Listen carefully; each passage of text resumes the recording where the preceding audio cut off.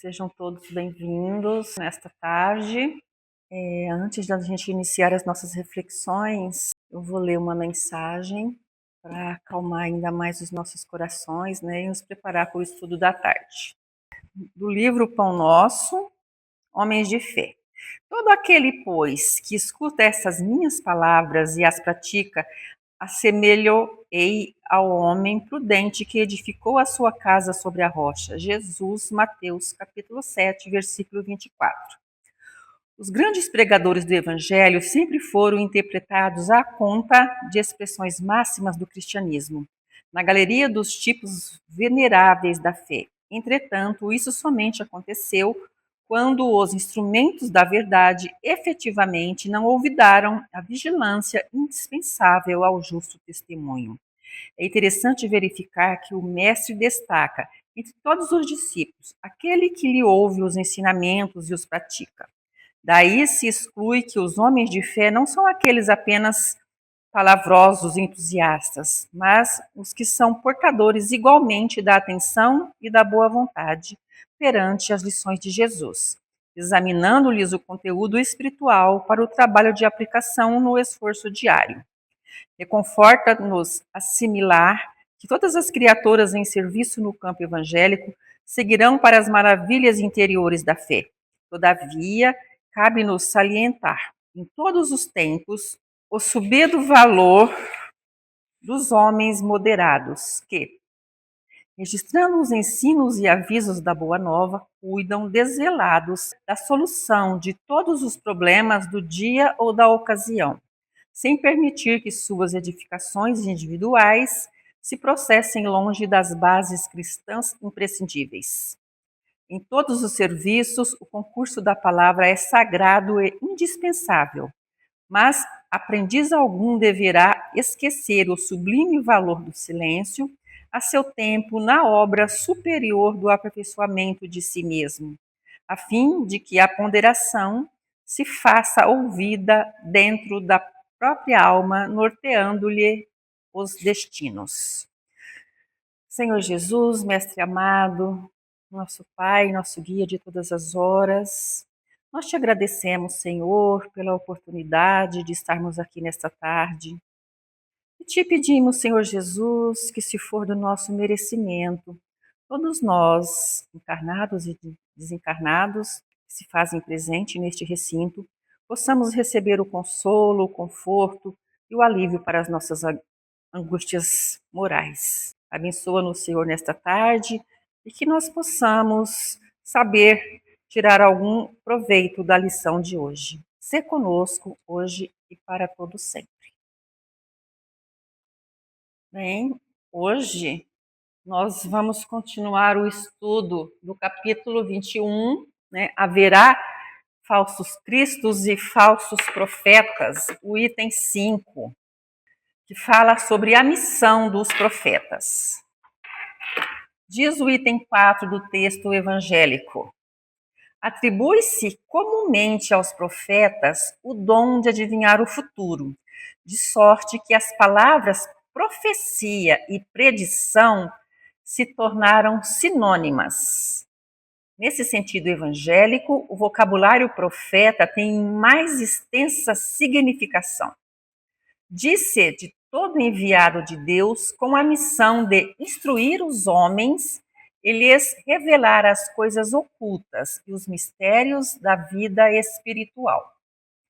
Pode, pois, um homem ser profeta sem fazer predições. Aquela era a ideia dos judeus ao tempo de Jesus.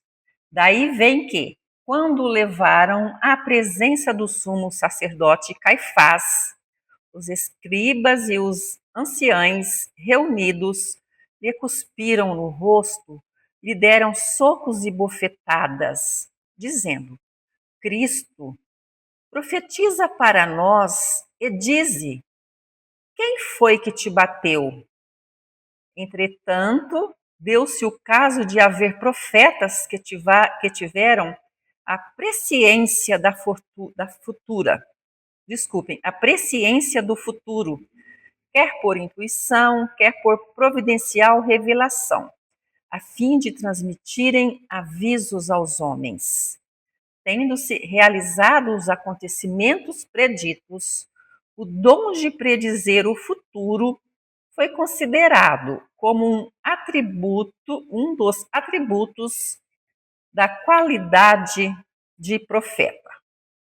Esse texto, A Missão dos Profetas, é uma passagem do Evangelho segundo o Espiritismo que nos traz algumas reflexões diferenciadas, tanto quanto todo o Evangelho, né?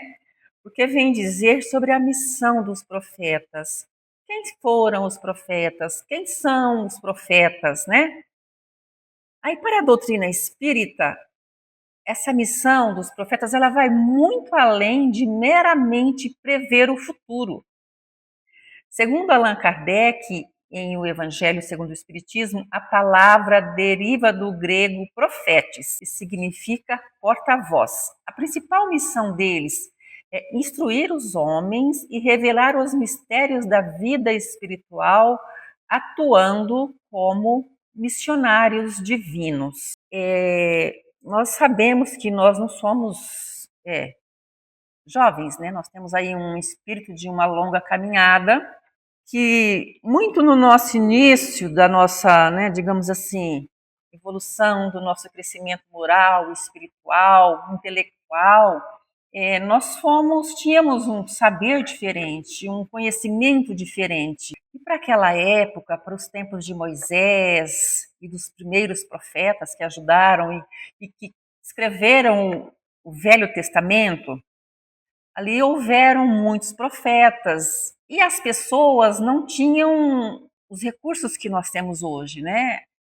As falas eram diferentes e o nosso conhecimento era diferente. Então, a nossa forma de entendimento também era diferente do saber que nós temos hoje, que nós já conseguimos amealhar ao longo das nossas encarnações. Então, na história da humanidade, os principais profetas, os mais antigos, são figuras que transmitiram ensinamentos espirituais e morais que moldavam à época as civilizações, né, as religiões, a maneira das pessoas pensarem, né?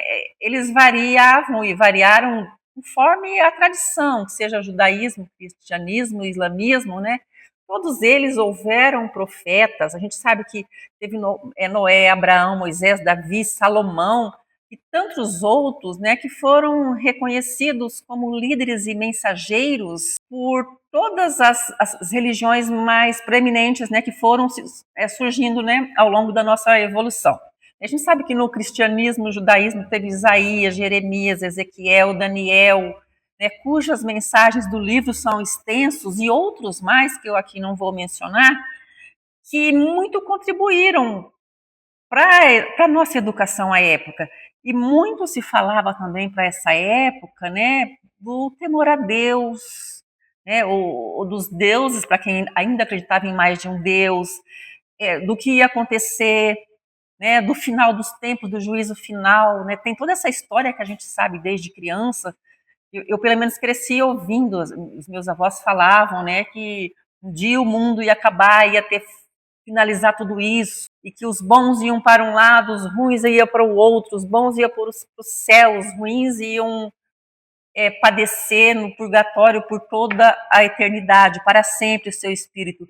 Então, nós que estamos aí na caminhada da doutrina espírita, a gente já está com um entendimento diferente, a gente já tem um contexto diferente, né? A gente já não, mesmo que chegue alguém aqui para a gente e fale hoje aqui na mesa, olha, no trabalho espiritual, o mundo vai acabar daqui 2 anos. A gente não vai acreditar e a gente vai entender que esse irmãozinho não é um profeta, mas que é mais alguém que está passando ali para se divertir ou na brincadeira, na má ou na boa intenção do divertimento dele, no despreparo dele. Então a gente não tem mais essa crença de que 2 anos o mundo acaba, todo mundo acaba, né? A gente não tem mais essa crença. A gente acredita que o nosso espírito é eterno e que se a gente não estiver habitando aqui, que a gente vai habitar outros planetas, mas nós sempre habitaremos algum mundo, né? De alguma forma. Tem João Batista, que também foi assim alguém muito próximo, né? Que foi um dos precursores do cristianismo, da nova doutrina do amor, né? E por fim a gente tem é o considerado assim, né, o esplendor, o Messias, foi e é até hoje o nosso maior e grande profeta, que foi o Mestre Jesus, que veio com essa doutrina do amor, da fraternidade, que veio colocando para a gente uma nova forma de amar a Deus, né? Sem aquele temor de que o mundo acabasse, sem aquele temor de que Deus ia nos castigar. Então, ele veio nessa doutrina do amor fraterno, do perdão, da caridade, principalmente, né, da caridade, do amor, né? Porque se a gente não amar, a gente não consegue perdoar e nem também ser caridosos, né? A gente teve Maomé, Buda e outros mais, né, do islamismo, do budismo, que é Buda, que foram seres também iluminados que para suas religiões eles foram profetas, eles trouxeram algum conhecimento que com certeza essas religiões até hoje seguem os princípios dessas orientações que esses profetas fizeram lá no passado, lá muito longe. O anúncio da verdade pelos profetas antigos, né, os primeiros profetas, refere-se à proclamação da vontade, dos mandamentos e dos planos redentores de Deus, conforme é registrado no Antigo Testamento, né, da Igreja Católica, né? Esses profetas agiam como porta-vozes divinos para corrigir, consolar, confortar e orientar o povo de Israel, que passava ali muitos perrengues na sua caminhada, na sua jornada, na sua evolução enquanto pessoas, em segurança de território e social e moral.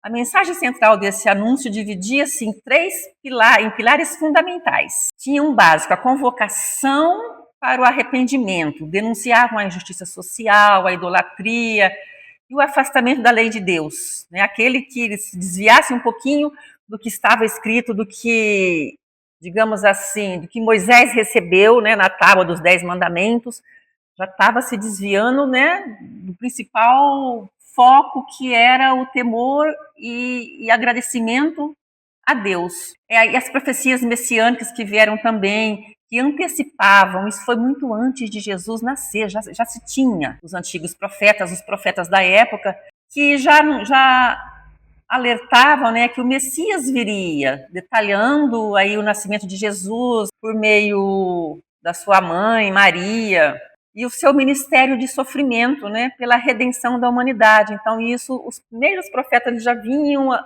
orientando a nós humanos que vivíamos à época sobre esses fatos que ocorreriam. Advertência sobre o juízo final, que eu falei agora há pouco, anunciavam as consequências espirituais e as mais histórias da desobediência, né, incluindo os exílios, o julgamento divino sobre as nações, ou seja, a mão de Deus pesando sobre quem desviasse um pouquinho daquilo que a religião, à época, pregava como certo, daquilo que a gente não poderia fazer, que era considerado errado, que era considerado pecado. E as promessas de esperança e restauração, né, mesmo em meio às repreensões, traziam também palavras de consolo sobre o amor incondicional de Deus e a promessa de um reino de paz e a restauração futura, né, da humanidade. Porque à época aqueles que faziam a sua passagem, que mereciam o reino dos céus, ali teriam gozos assim maravilhosos e ocupar um lugar de paz. Por outro lado, já não era tão justo quanto aqueles que eram considerados não bons, que teriam que aí arcar com as consequências dos seus atos até o dia do juízo final. Então, é essa crença também que nós da doutrina, aos poucos nós fomos aprendendo, estudando e incorporando, né, no nosso dia a dia, no nosso entendimento. As revelações divinas, examinando a presença de Jesus no processo evolutivo da humanidade, recordemos as esclarecedoras informações, né, e orientações do benfeitor Emmanuel. Ele diz o seguinte: até agora a humanidade da era cristã recebeu a grande revelação em 3 aspectos essenciais. Moisés trouxe a missão da justiça, mesmo que a ferro e fogo, porque o nosso comportamento era diferente. Se ele ficasse lá, meu amorzinho, meu irmãozinho, meu queridinho, com certeza a gente não ia obedecer. Então a gente tinha que ter um temor, a gente tinha que ter medo do castigo divino, né, do fogo eterno para nossa alma. Então, foi o necessário para que a humanidade fosse progredindo à custa de muito medo, de muita repressão, né? Mas era o que nós entendíamos para a época. A justiça e a verdade nada mais são que os instrumentos divinos de sua exteriorização. Eis porque, com o Espiritismo simbolizando a terceira revelação da lei, o homem terreno se prepara, aguardando as sublimadas realizações do seu futuro espiritual nos milênios por vindouros. Vejam vocês que aqui fala em milênios, não está falando em dias nem em meses. Isso quer dizer que o nosso tempo depende de cada um de nós, né? Eu posso levar aí 10 anos, 20 anos, 30 anos, 100 anos, 50 anos, sei lá quantos anos, para eu conseguir essa redenção das minhas falhas morais e espirituais, para que eu possa me redimir e me tornar uma nova pessoa, me tornar uma pessoa nova. A pergunta 276 do Consolador, ela diz o seguinte: a previsão e a predição nos livros sagrados dão a entender que os profetas eram diretamente inspirados por Cristo. E aí Emmanuel nos afirma que nas Escrituras as previsões e as predições ocorreram sob a orientação direta de Jesus. Ele explica que só o Cristo conhecia profundamente as fraquezas e as necessidades humanas para sondar o futuro com previsão, agindo sobre a misericórdia divina. Vejam vocês a bondade de Deus para conosco, seres imperfeitos, seres em evolução, seres que erram muito, que tentam acertar e que erram de novo. Ele mandou Jesus, seu filho, um dos maiores profetas, um dos melhores médicos que a humanidade já teve e tem, para nos guiar, para nos orientar, né, com seus ensinamentos, com as suas lições morais, sobre o nosso adiantamento nessa nossa caminhada que não é fácil. Estar encarnado num orbe como nós estamos, estar aqui na Terra, por mais que seja lindo, maravilhoso, que a gente tenha tudo aquilo que a gente quer, ou mesmo que a gente não tenha, a gente corre atrás, ou está lutando para conseguir uma vida melhor por aqui, mas a graça maior que a gente não entende e não compreende, essa intervenção direta de Jesus. Tipo assim, segura na minha mão e anda. E tu vais, né? Se caíres, tu te levantarás, eu te levantarei. Né? Um exemplo muito claro, né, é Paulo. Paulo, que sempre foi uma pessoa assim muito inteligente, foi também bastante rebelde, né, nas suas ideias, na sua maneira de pensar e de agir com as pessoas que não comungavam com os seus ideais. Mas Paulo teve a sua estrada de Damasco.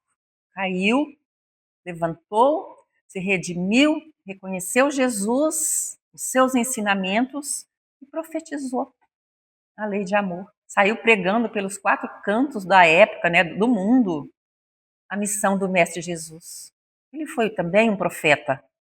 Mas antes de ter essa profecia, ele já tinha esse dom da profecia, mas foi necessário que ele tivesse uma vida diferente, que ele pudesse, a partir, né, dessa vida diferente, ele fazer uma nova vida, ter uma nova postura, uma nova forma de ver e de encarar a realidade, para consigo e para com os seus irmãos. Os pilares que definem essa missão e o verdadeiro profeta incluem ser porta-voz da verdade. Esses profetas têm a incumbência de transmitir os desígnios de Deus e explicar as leis espirituais. Já tiveram muitos, outros estão ainda por aqui encarnados, embora sejam, tipo assim, profetas de uma forma diferente, mas são profetas, são aqueles que conseguem pesquisar, que conseguem estudar, que conseguem fazer também a ciência evoluir por meio do estudo, das pesquisas. Está diferente, Porque hoje se chega alguém aqui e diz pra gente, irmãos, preparem-se, preparem-se porque está chegado os dias. Não vou acreditar. Mas no passado, com certeza, eu acreditei. Estava por vir. Eu me lembro que até quando eu era criança, os meus avós contavam histórias de fim de mundo e eu ficava ali desesperada, imaginando como seria o fim do mundo. Se nas escrituras do Velho Testamento diz que acabou em água, eu já falei, gente, então nós vamos morrer todos queimados da próxima vez. Então foram ideias que no século passado muita gente ainda cultivou. E eu acredito que nesse mundão de Deus tão grande, ainda há crenças, ainda há pessoas que ainda não atingiram um determinado grau de elevação, que muitos ainda têm, sim, com certeza, né, alguns receios quanto a isso, porque volta e meia a gente vê aí na mídia, não sei se é fake, o que acontece, mas sempre tem algumas coisas, né, principalmente no mundo espírita, na literatura espírita, de pessoas fazendo passar, né, por outros benfeitores mais elevados, então a gente tem que ter cuidado com essas informações, né, com essas falsas profecias, que na próxima quarta-feira vai ser falado sobre os falsos profetas, então não vou entrar muito ali nesse tema. A evidência moral, né? O verdadeiro profeta é um espírito altamente evoluído, é um homem de bem pleno. Ele é reconhecido pela sua elevação moral, inteligência, pelo bem que realiza, sem buscar lucro ou se vangloriar ou aparecer. Hoje seria na mídia, né? Facebook, Instagram e outras coisas mais, né? Que esse falso profeta estaria ali com tudo na mão, uma ferramenta maravilhosa e rápida para disseminar as suas falsas informações. O bom profeta precisa ter ação e precisa ser exemplo. As suas ações devem estar pautadas e extremamente em sintonia com as suas palavras. Então, logo, eu falo, mas não faço. O profeta sou eu. Eu preciso ser o exemplo. Em contrapartida, o Espiritismo adverte sobre os falsos profetas, que se reconhecem pelo orgulho, vaidade, né, e pela distância entre as ações e as atitudes que falam, as coisas que propagam. Como reconhecer o verdadeiro profeta? Na questão 624 do Livro dos Espíritos, os espíritos superiores definem as qualidades do verdadeiro missionário de Deus. O homem de bem, que a gente citou agora há pouco, né, que deve ser alguém focado nos interesses material, na prática do bem, da caridade, do verdadeiro amor. Tem que ter frutos, ações assim que frutifiquem, né? Quando a gente diz, conhece o verdadeiro profeta por suas obras e pela sua autoridade moral de suas palavras, e nunca pelo orgulho ou pela busca do privilégio de reconhecimento. A inspiração divina. Deus não utiliza pessoas mentirosas ou hipócritas para propagar a verdade e instruir os homens. Mesmo no tempo passado, todos os profetas que trabalharam, que atuaram, né, na seara de Deus, foram instruídos, foram iluminados, foram intuídos para fazer o bem, talvez de uma forma diferente do que se faria hoje, por conta da nossa, digamos assim, capacidade de aprender e de assimilar, né, as informações e as orientações. Então, tudo era muito dito de acordo com aquilo que nós podíamos acompanhar, né? Às vezes com muitos exemplos, às vezes por parábolas, que era coisa que a comunidade tinha, que era mais fácil de entender, de compreender, facilitava bastante a vida. Característica da missão dos profetas, já que nós estamos falando hoje aqui da missão dos profetas, né? A gente já falou agora há pouco que é a instrução moral, é a elevação moral, né, que essa pessoa precisa ter, já que a gente vai contribuir para, digamos assim, para elevar o intelecto, né, de outras pessoas, a gente precisa ter moral, precisa ter bons hábitos, bons costumes. E a revelação progressiva, trazer verdades que a humanidade já possa, né? É o que aconteceu. A época, né, de Moisés, de Levi, de Daniel e de tantos outros profetas, Ezequiel, foram vários. Teve que ser da forma como foi, porque era o que nós tínhamos na época e o que nós podíamos compreender. Então, mesmo hoje, a gente precisa de ter profetas ou ter verdades reveladas de acordo com a nossa capacidade. Não adianta, de repente, vir aqui alguém com uma profecia muito, digamos assim, muito aquém da nossa capacidade de entendimento. A gente vai ficar ali sem saber compreender, né? E às vezes até com medo por não ter entendimento, por não ter conhecimento. Por isso que o estudo, né, é importante, é a chave do nosso crescimento, né? Do saber discernir o certo e o errado. Ser o exemplo vivo, né? Que é o que a gente falou agora há pouquinho aqui. A visão de Emmanuel sobre o tema, a missão dos profetas, também destaca outros fatores. É ter esclarecimento e tolerância. O propósito central é iluminar as mentes unindo sabedoria e amor para retirar os homens da ignorância e do desvio espiritual. Então, um profeta hoje para a gente precisa ter esse quesito, né? Essa capacidade de fazer a gente refletir ainda mais e sair da ignorância que muitos de nós encarnados ainda temos. E são missionários, não são deuses. Eles atuam como mensageiros e trabalhadores para o bem da terra, mas não devem ser confundidos com seres plenamente redimidos, anjos ou eleitos, visto que o único eleito absoluto da terra foi o Mestre Jesus. Então, não é porque eu tenho certo conhecimento, sou uma pessoa com todos os quesitos para fazer profecias. Eu não sou anja. Não tem só eu de eleita. Acima de todos nós, há um completo, perfeito profeta, que é o Mestre Jesus. A doutrina espírita, ela vê a missão dos profetas não como um ato de destruir ou censurar crenças, mas como um processo libertador para elevar a visão do homem a horizontes mais altos. Então, a doutrina espírita respeita todas as crenças, todos os credos, todos os profetas que já passaram, todos que porventura estejam em evidência, todos aqueles que virão, né? A doutrina é isso, libertadora.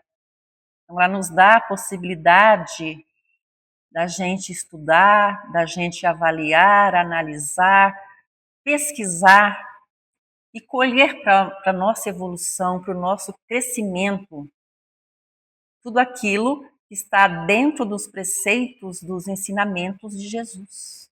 Para nós, o importante é o que está posto nesse sentido. Fora dos ensinamentos de Jesus, das orientações que nós recebemos por meio de Kardec, foram os iluminados, né, intuídos por seres espirituais mais elevados, profetizaram, né? Tanto é que a doutrina espírita é a terceira e grande revelação que dá o poder de libertar, de aceitar o diferente, de entender que nós não somos iguais, mas que nós podemos discordar de pontos de vista e mantermos a boa convivência, né, o bom relacionamento, que nós podemos aprender ainda a perdoar, aprender ainda temos um pouco de tempo, não sabemos quanto, mas temos um bom tempo na nossa caminhada espiritual para que a gente chegue à perfeição. Se um dia nós estivermos preparados espiritualmente, moralmente, neste plano ou em outro plano, para nós sermos profetas, para fazermos profecias incluídas por Jesus, com certeza Ele nos dará a oportunidade. E isso vai depender de cada um de nós. É uma ambição muito longe, eu nem tenciono chegar a esse tanto, mas a gente precisa estudar, batalhar, ter esperança e confiar que tudo aquilo que os primeiros profetas nos passaram foram a base, fundamentaram a nossa concepção de seres humanos, de pessoas capazes. Nós temos potencial para evoluir, para crescer. Então era isso que nós tínhamos para falar nessa tarde de quarta-feira. Vamos continuar nas vibrações positivas, elevando os nossos pensamentos, né, aos nossos benfeitores espirituais, aos dirigentes espirituais que nos acompanham diariamente nos trabalhos da Casa do Caminho. Vamos rogar a Jesus que Ele nos abençoe as nossas famílias, a todos aqueles frequentadores da Casa do Caminho que hoje não puderam se fazer presentes. Essa energia curadora, Senhor Jesus, se estenda sobre todos nós, nos hospitais, nos locais de guerra, nos locais onde existirem irmãozinhos desencarnados em grande sofrimento, que essa tua luz possa chegar iluminando e dando o poder da cura. Se conosco, Pai, hoje e por todo sempre. Que assim seja.